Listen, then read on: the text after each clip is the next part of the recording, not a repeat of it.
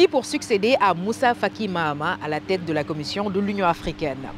Alors que le diplomate tchadien se prépare à quitter ses fonctions à la tête de l'instance panafricaine, 4 candidats se sont lancés dans la course pour lui succéder.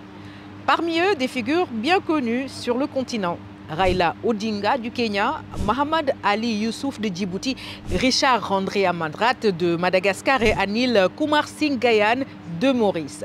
Ce scrutin, dont l'enjeu dépasse le simple changement de leadership, pourrait redéfinir les priorités de l'organisation panafricaine à un moment crucial pour l'avenir du continent. Mais qui sont ces candidats et quelles sont leurs chances? D'abord, Raila Odinga, ancien Premier ministre du Kenya et figure de proue de la politique africaine, il est probablement le candidat le plus connu sur la scène internationale.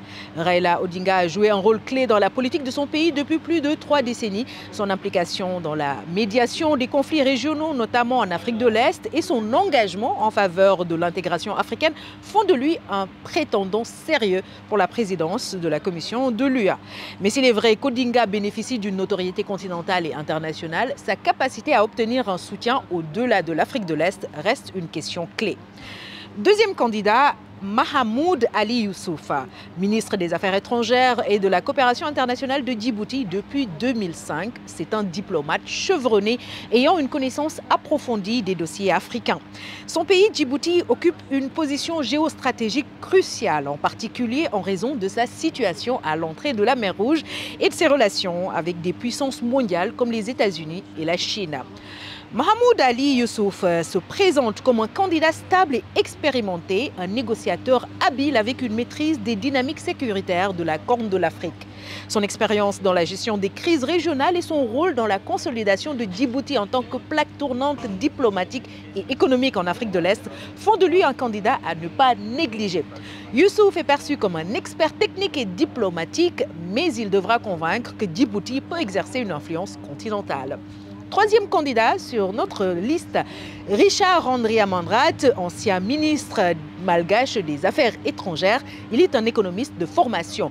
Il a également travaillé pour plusieurs organisations régionales et internationales. Il a occupé des postes de haut niveau dans les domaines économiques et diplomatiques, notamment au sein de la communauté de développement de l'Afrique australe, SADC, et de la Banque africaine de développement, la BAD.